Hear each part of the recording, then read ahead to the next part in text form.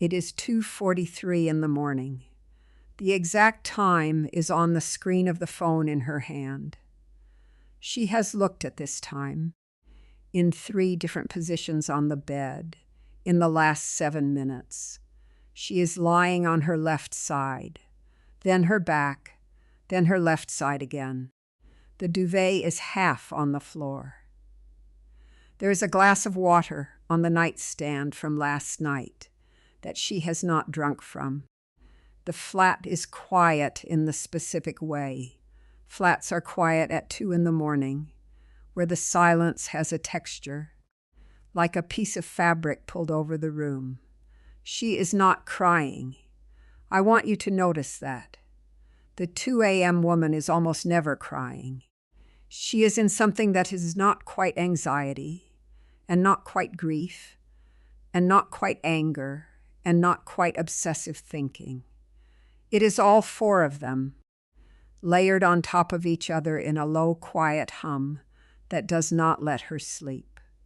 She is thinking about him. Of course she is thinking about him. She has been thinking about him since approximately 11:48 on Sunday evening, which is when, technically, the spiral started. She has not consciously known that the spiral started on Sunday.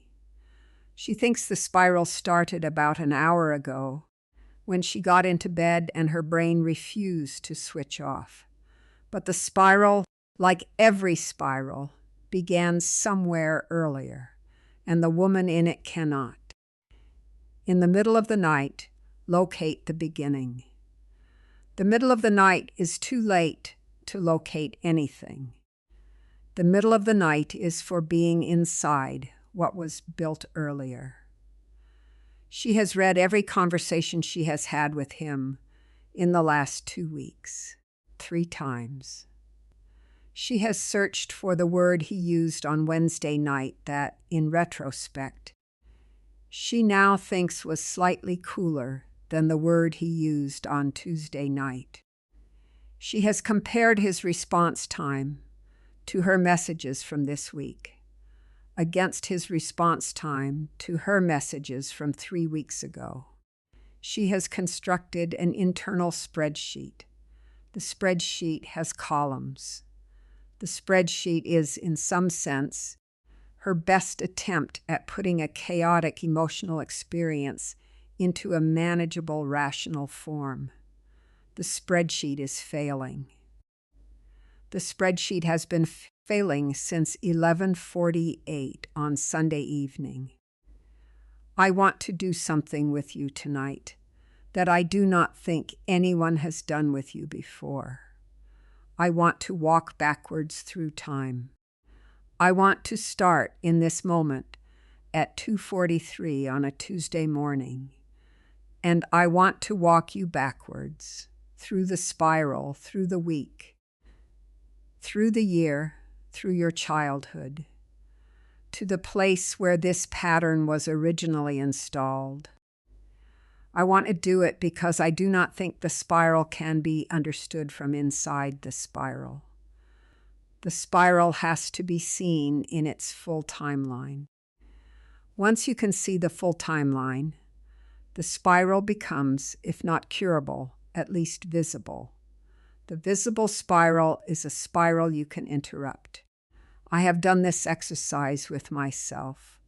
I have done it with friends.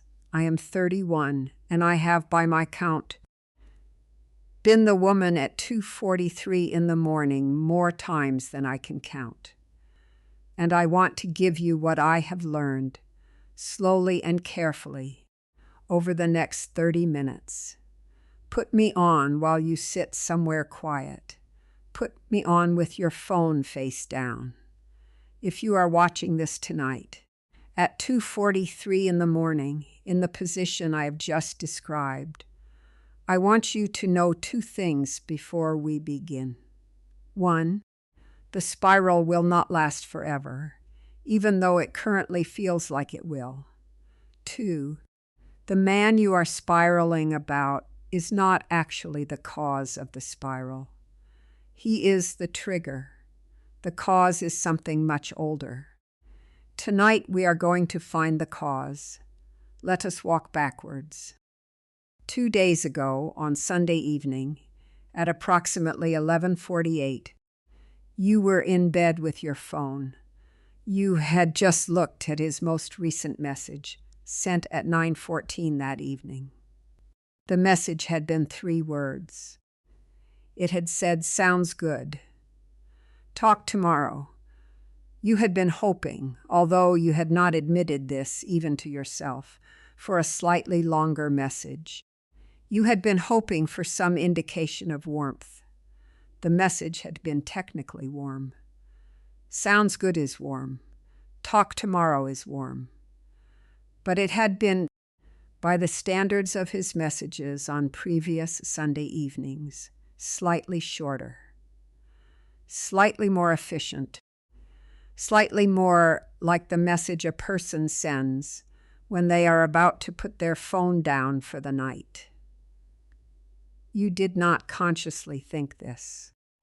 What you consciously thought on Sunday at 11:48 was something like, "Why does he not feel as warm tonight?" You did not notice the slight tightening in your chest.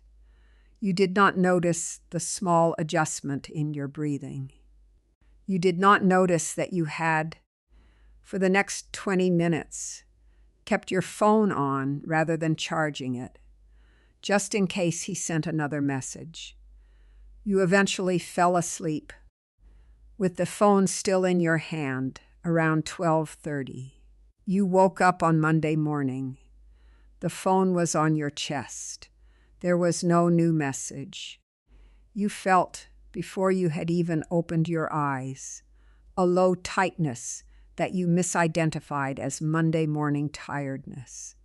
The tightness, of course, was not tiredness. The tightness was the spiral, already in progress, 10 hours old, and you did not know it was happening. The conscious mind almost never knows the spiral is happening for the first 48 hours. The body knows. The body has been quietly bracing for 2 days. The conscious mind only catches up at 2:43 on Tuesday morning, when the bracing has become so loud that it can no longer be ignored. This is the first thing I want you to understand about the 2 a.m. phenomenon. It is not generated at 2 a.m. It is generated in almost all cases between 36 and 48 hours earlier. The middle of the night is just when the conscious mind finally registers what the body has been carrying. The body has been carrying it through breakfast on Monday morning, through your meetings, through your gym session, through your dinner with a friend, through your evening of unwinding, all the way to the bed at midnight, when you finally lay down, and the carrying that had been distributed across an entire day of activity collapsed into a single concentrated experience, and your nervous system said, "Please, can we look at this now?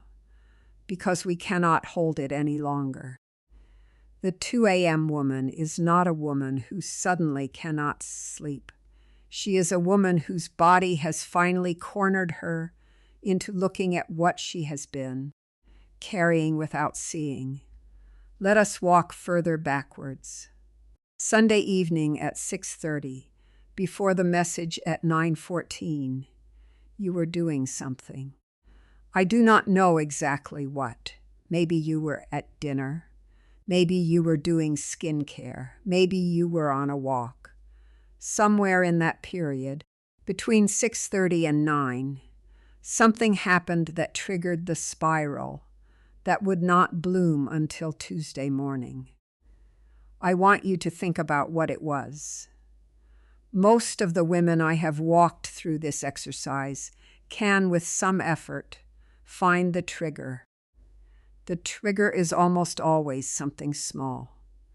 It is rarely the kind of dramatic incident that would be obvious in hindsight.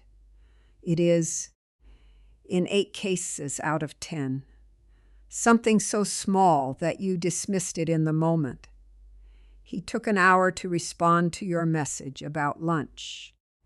He posted on his close friend's story without sending you the same story directly. He liked a comment from a woman whose name you did not recognize. He canceled a small plan for what sounded like a reasonable reason. He used a slightly different tone in a voice note. He told you Keek was tired in a way that, on a different evening, would have felt like ordinary tiredness, and on this evening felt like the beginning of distance.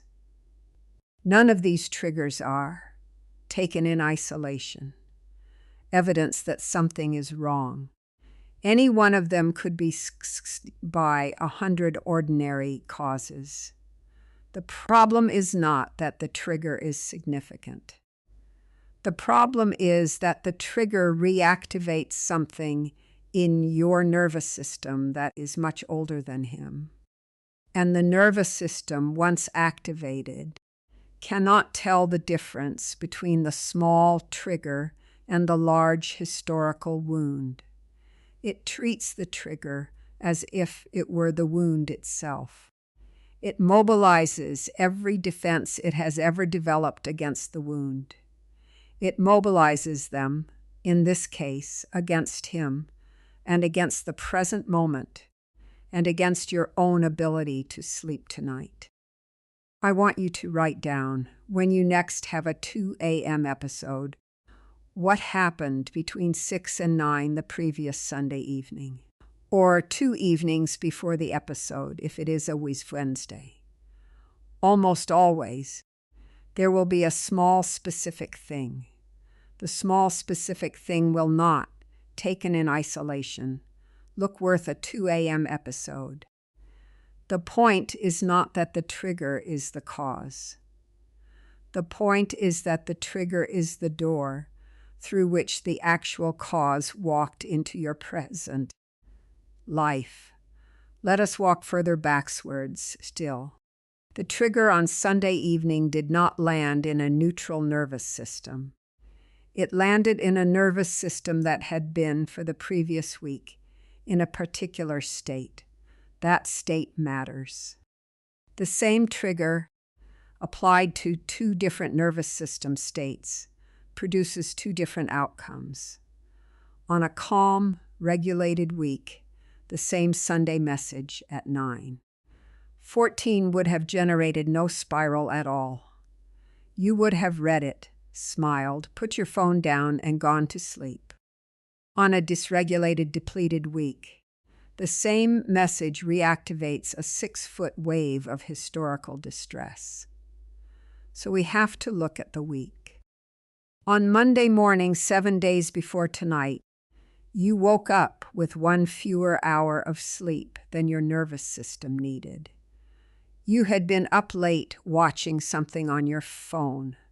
You did not, in the morning, register this as a problem. You drank coffee. You went to work. You spent the day in a slightly heightened state. By Monday evening, you had been making decisions all day under mild sleep deprivation, which means you had been operating with slightly elevated cortisol, which means your nervous system had been all day in a low-grade state of alarm. On Tuesday, you had a difficult interaction with a colleague. Not a confrontation. Just one of those small interactions where you sensed that you had not perhaps been treated fairly, and you said nothing about it. And the not saying anything sat in your chest for the rest of the afternoon. On Wednesday, you skipped your usual exercise, not for any specific reason. You just did not feel like it. The exercise was, although you did not know this consciously, one of the main regulating practices of your nervous system. Without it, You had no way of discharging the accumulated activation from Monday and Tuesday. The activation just sat in your body. On Thursday, you did the exercise, but you also drank slightly too much at dinner with friends. The alcohol felt good in the moment. It disrupted your sleep that night. You woke up at 4 in the morning. You went back to sleep eventually, but the sleep was thin. On Friday, you were tired. You had a quick dinner with him. You felt slightly off all evening. He noticed and asked what was wrong. You said you were fine. He did not push. You went home that night feeling slightly more disconnected from him than usual. You did not name the feeling. You just held it. On Saturday, you tried to compensate for the disconnection by being extra attentive. You sent him a long message in the morning.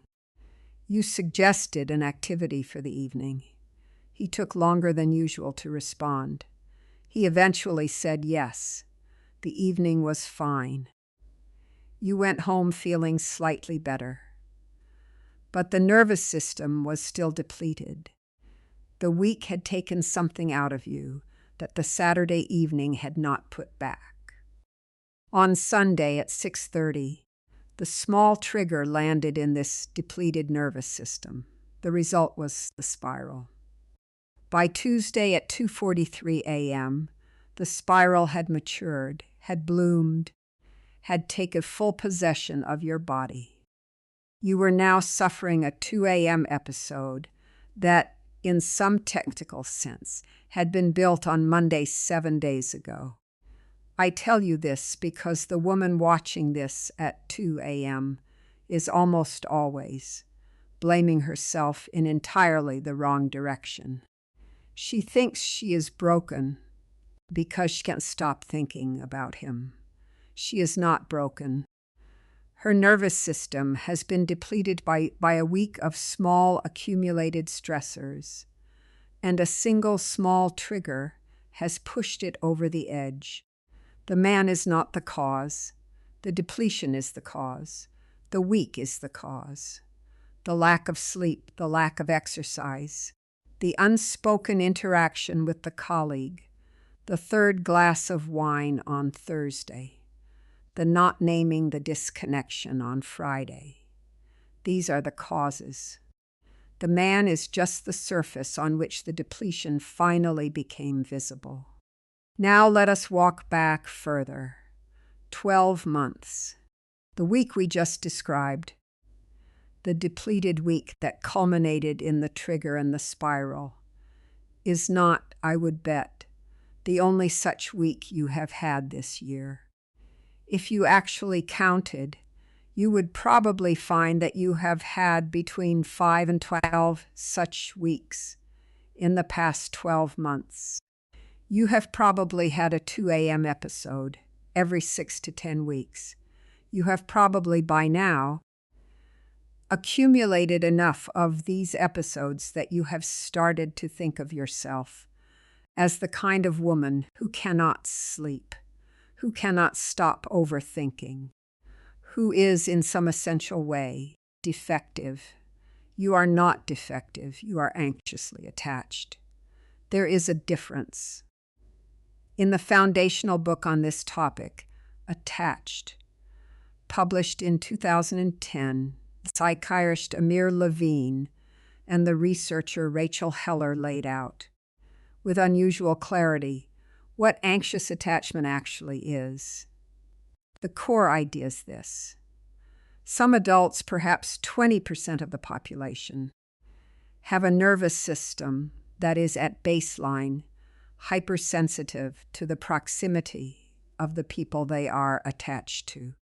Their bodies treat the emotional distance of a partner as a survival-level threat. Their attention is constantly, mostly unconsciously, scanning for signs of withdrawal. When they detect even small signs, real or imagined, their nervous system enters something called a protest response. The protest response is the spiral. It is the racing thoughts, the constant checking, the rehearsing of conversations, the inability to sleep.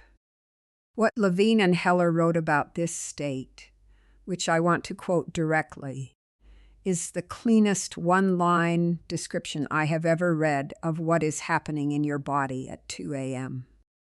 They wrote, "When two people form an intimate relationship, they regulate each other's psychological and emotional well-being, physiology, and biochemistry." That sentence is enormous, and most people read it too quickly. Read it again. When you are intimately attached to someone, your nervous system has, in the technical sense, outsourced part of its regulation to them. When they are close, you regulate. When they are even slightly distant, you dysregulate. This is not weakness. This is biology. This is how human attachment works. Anxiously attached women are not, in this account, broken women. They are women whose nervous systems are doing exactly what nervous systems are designed to do, but with a slightly more sensitive threshold than the population average. The price they pay is the constant vigilance. The benefit, which nobody ever mentions, is that they are, when their attachment is secure, capable of an intimacy and an attunement that other people cannot match. The same nervous system that produces the 2 a.m. episode also produces the extraordinary attentiveness that makes anxiously attached women some of the best lovers, friends, mothers, and listeners in any room. The cost and the gift are the same nervous system. What you are looking at 2 a.m. is the cost.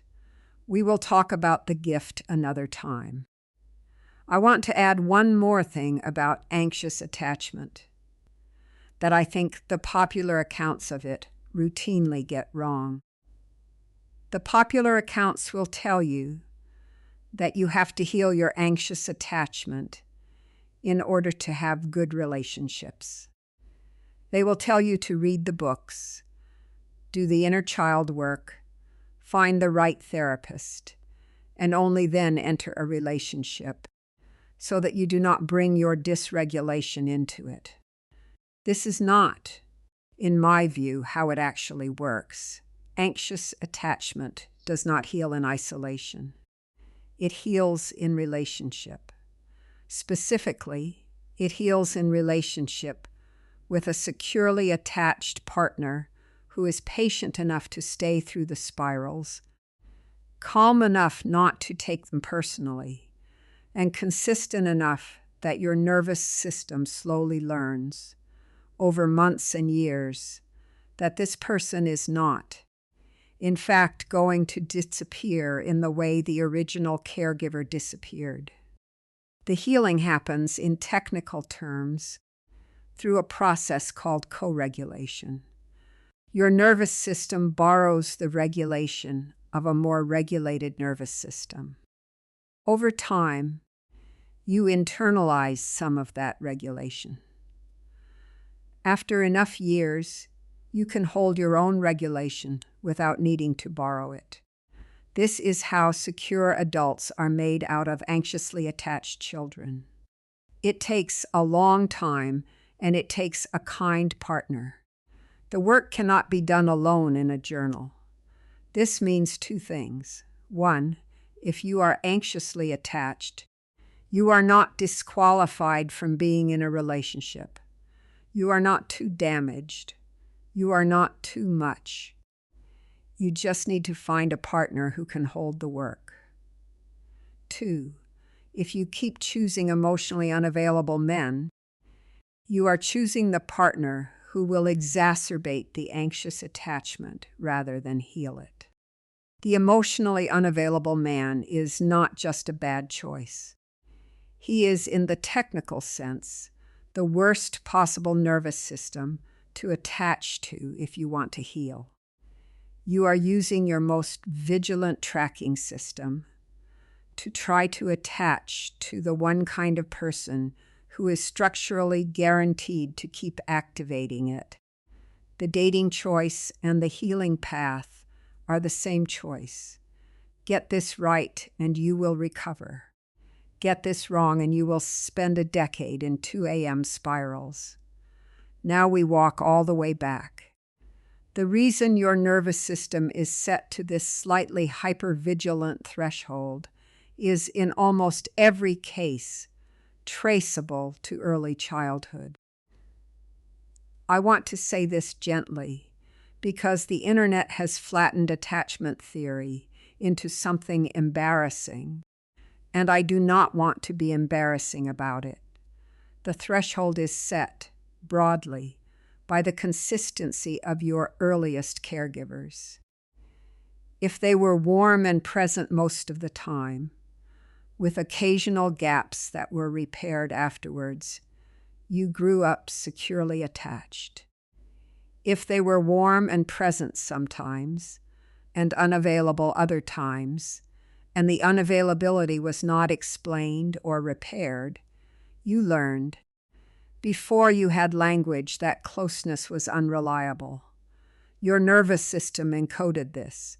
It encoded it as a survival adaptation.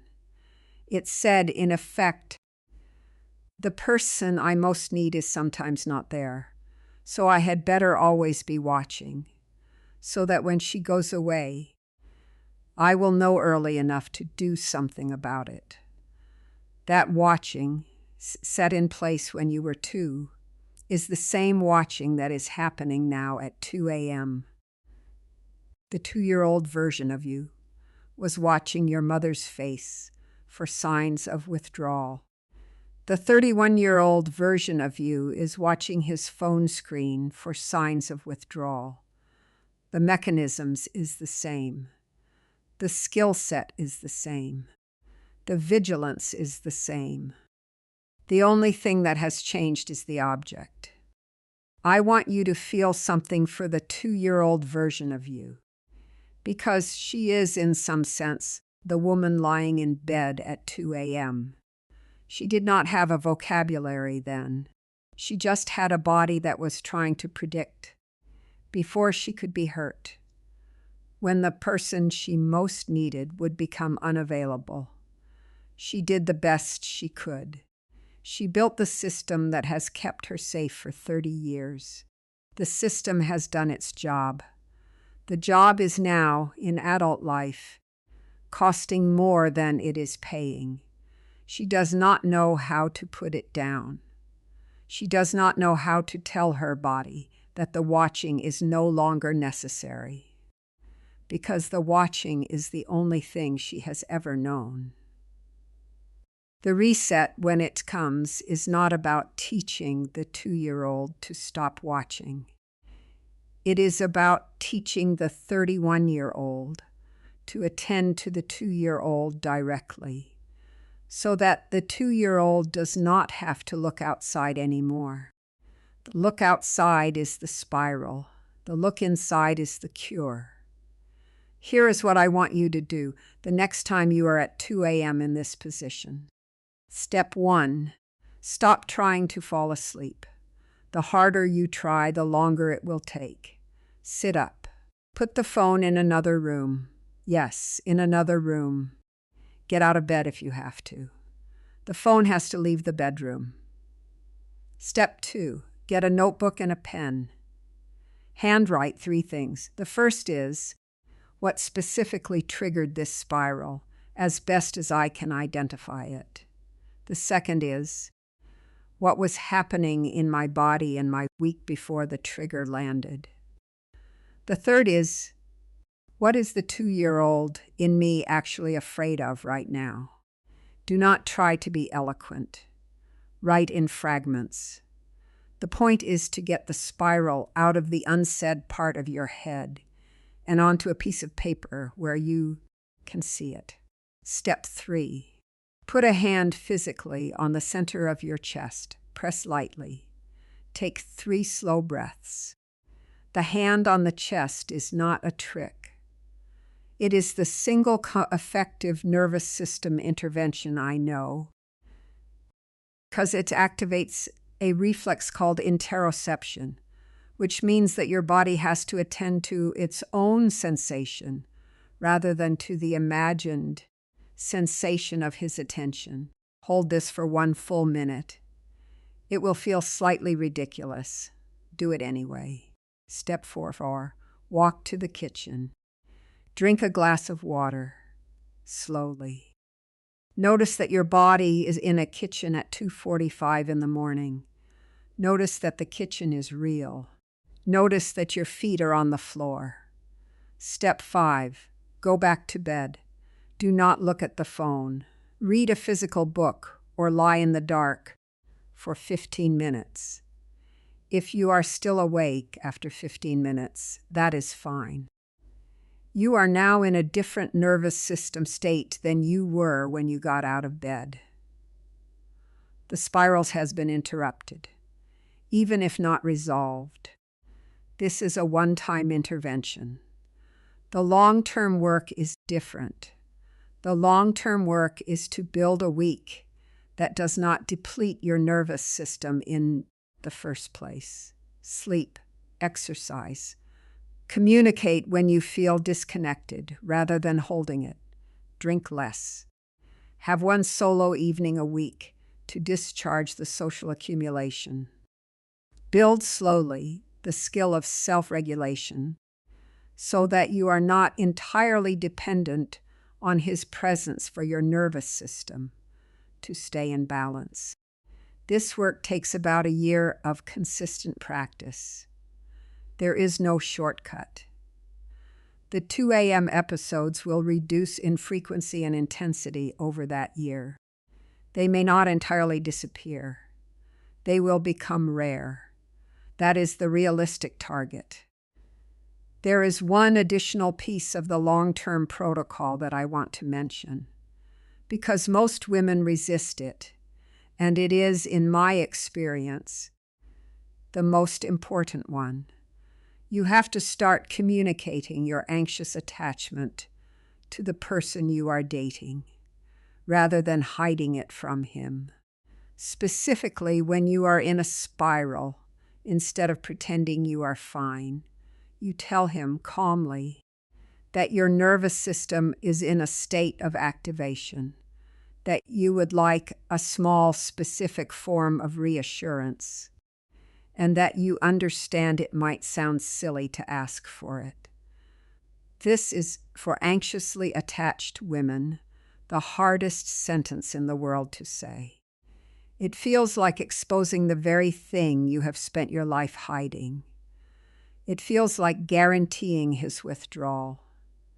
In my experience, the opposite happens. When you say the sentence to a securely attached partner, he responds with calm and care, because he was never as fragile as your nervous system feared he was.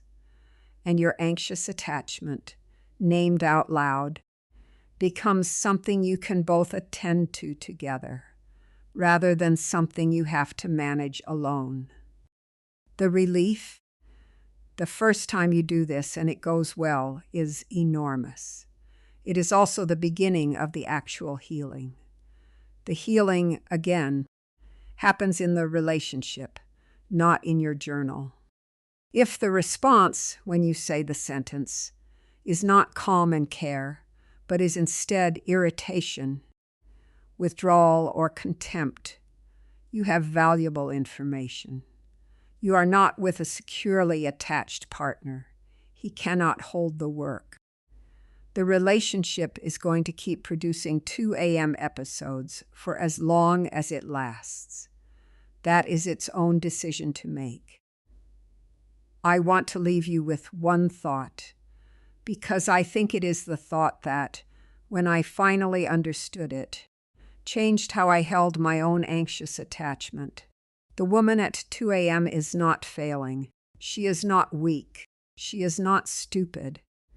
She is a small child in an adult body, lying in the dark, trying to use the most sophisticated tracking system her nervous system has ever built to predict the unavailability of the person she most needs. She is doing what she was trained to do at the age of 2. She is using the only tool she has. The tool is the watching. The watching has become a phone. The phone has become a 2 a.m. ritual. The cure is not to take the phone away, although you should take the phone away. The cure is to give the 2-year-old, finally, the attention she has been outside looking for 30 years. You can do this. You are, in fact, the only person who can do this. The 2-year-old has been waiting for an adult to attend to her. The adult is you. She is waiting for you to notice that she is technically you. She is waiting for you to put your hand on the center of your own chest in the dark at 2 a.m. and say quietly, "I am here, I see you. You are allowed to rest." When you do this, the watching softens, not all at once. The first night, almost nothing happens. By the 10th night, something has begun to shift. By the 100th night, the 2 a.m. episodes have started to feel different. They still happen, but they have lost some of their authority.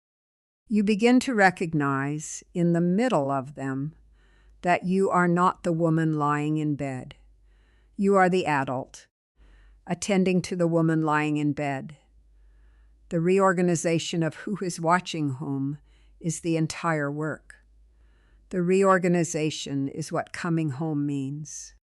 You are watching this video for a reason. The reason is not that you are broken. The reason is that the 2-year-old has been alone for too long, and she finally has in your hands an adult who can be with her. Put the phone in the kitchen. Get the notebook. Put your hand on your chest. The watching is over tonight. You can rest. One last thing I want to say, because I have been thinking about it all week. I want to tell you that the anxious attachment you have been carrying is not a defect. It is, in some sense, a particular kind of intelligence. The 2-year-old version of you, in encoding this watching system, was responding accurately to the conditions she was raised in. She did the smart thing. She built the early warning system that the conditions required. The fact that you grew up to be anxiously attached is not evidence that your nervous system failed. It is evidence that your nervous system worked. It correctly identified the environment, correctly adapted to it, and correctly kept you alive long enough to become the woman who is now, on a Tuesday at 2 a.m., watching this video. You owe that nervous system a small thank you, even as you also begin to teach it that the watching is no longer necessary. The healing is, in the end, a process of telling that nervous system, gently and repeatedly, that the conditions have changed, that you are no longer 2, that the unavailability of one specific person is no longer survival-level information, that the watching can be set down 1 hour at a time, 1 night at a time, 1 year at a time, until it has, in some quiet way, become smaller than it used to be. The watching will probably never completely disappear. It does not need to. It just needs to become a feature of you, rather than the entirety of you. You are not your watching. You are the woman who has been watching. And you can, with time, become the woman who is also other things. A woman who reads, who walks, who laughs, who works, who sleeps. The watching is one channel. There are many channels. You have just been on the same one for a long time, I will see you on Friday. This was the Femme frequency. Sleep well.